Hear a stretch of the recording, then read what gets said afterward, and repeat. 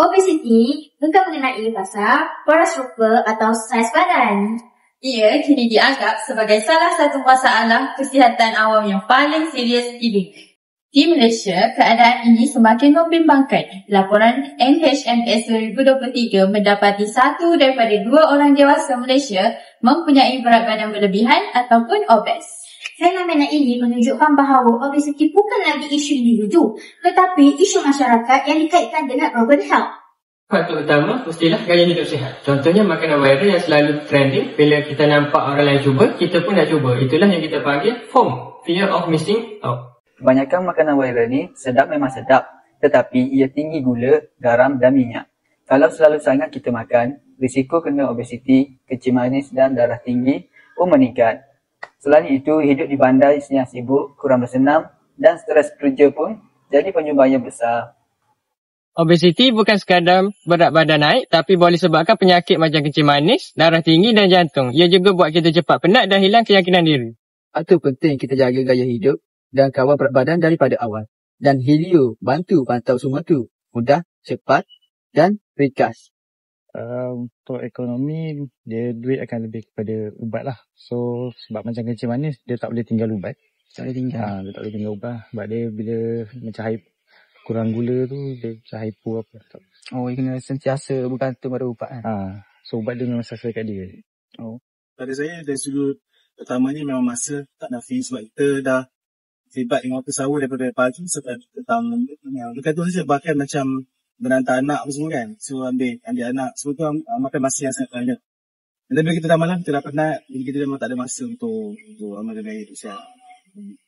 Saya sebenarnya sangat berminat dan saya dah join banyak program kesihatan. Cuma kadang-kadang bagi saya umur 30 kan, memang dia ada macam age ini lah. Maksudnya program tu kadang-kadang dia nak umur-umur tertentu saja. So tu menyebabkan saya macam rejected lah seolah-olah ni kan. So kalau pihak kemudian boleh kembangkan lagi untuk peringkat umur tu, saya rasa lebih baik lah. NCD tu.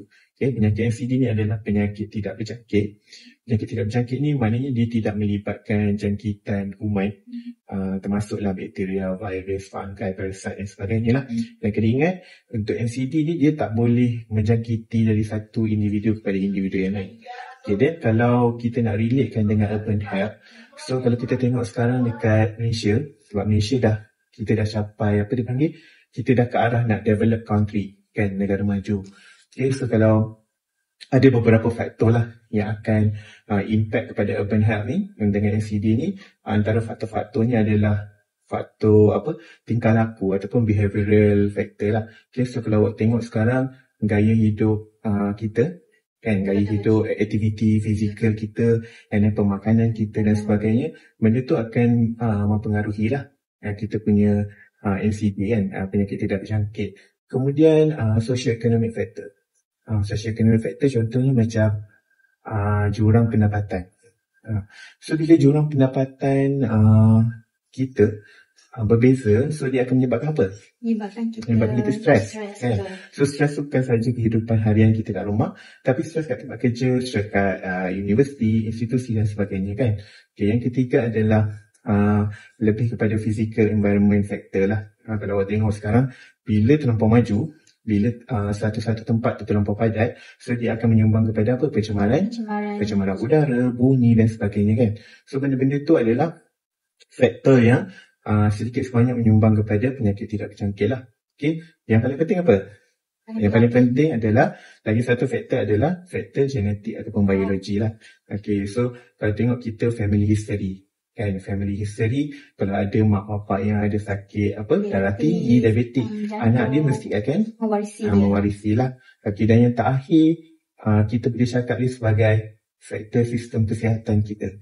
Kan, kalau awak tengok sekarang dekat hospital ataupun klinik kita memang sangat sesak. Betul. Kan, ada akses daripada satu tempat tu agak jauh. Kan, so benda-benda tu lah yang menyumbang. Terima kasih Encik. Cadangan projek kami akan membuat website. Untuk tahu lebih lanjut apa yang lebih menarik tentang website kami, jom sertai event kami iaitu Koro Hair. Jom sama-sama kita join.